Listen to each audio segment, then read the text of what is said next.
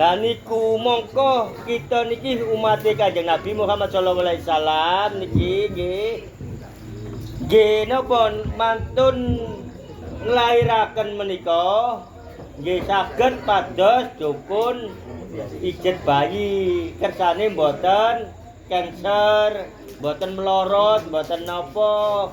Akhire nggih lek kita niku saged diikhtiari secara diparingi napa niku tali ngoten niku nggih napa niku tali anggar nggih tapi kula jaler kula mboten tapi paham niku kodratipun tiyang estri niku nggih nglayaken lah niku mongko sing jaler suamine menika lek ndonga nggih nedhi ten Allah ya Allah istri kula nglairaken ya Allah sampean lancaraken dalam keadaan lahir niki ya Allah ngoten pun sing kados singen enten istrine nglairaken nedhi ya Allah ngesakaken bojo kula niku nglairaken sambate lara ya Allah lara sampean lebetaken ten kula akhire ten Allah sakite dipindah dirasakno linggis sing enten kekere niku nggih.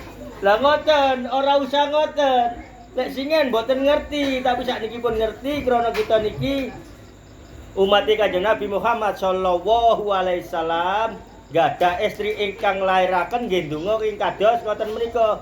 Ya Allah, sampean paringi langsar, gangsar, slamet istri kula niki nglairaken ya Allah ngoten nggih. Niku lebih eco. Lebih mboten enten dampake napa-napa. Lek singen kan mboten. Saken ngelok bojone nggih sambat krana nglairaken niku sakit, akhire ndongae dijaluk larane. Diparingi temenan larane sing estri hamil iki sing jaler niku wong sambatan. Ya Allah, cek lara iki ya Allah. Ya napa ya Allah kaidot enten linggise. Nggih rasakno. Lah ngoten lho nggih.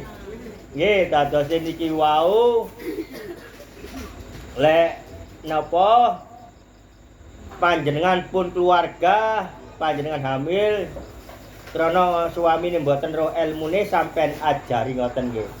Sampean ndonga Mas njaluk nang pangeran cek aku gak lara nemen-nemen lahir gangsar ngoten nggih. Ha niku sing leres sing sak benere. Ngoten lek sing wingi-wingi menika mboten ngerti mboten napa-napa. Niku nggih salah dhewe nggih akhire ngrasakaken larae tiyang lairaken menika. Lah ngoten nggih. Dadi tiyang jaler lek rasane larae bojone nglairaken niku cek kapok, cek mboten sewenang-wenang ngoten nggih. Nggih, cukup semanten. Assalamualaikum warahmatullahi wabarakatuh.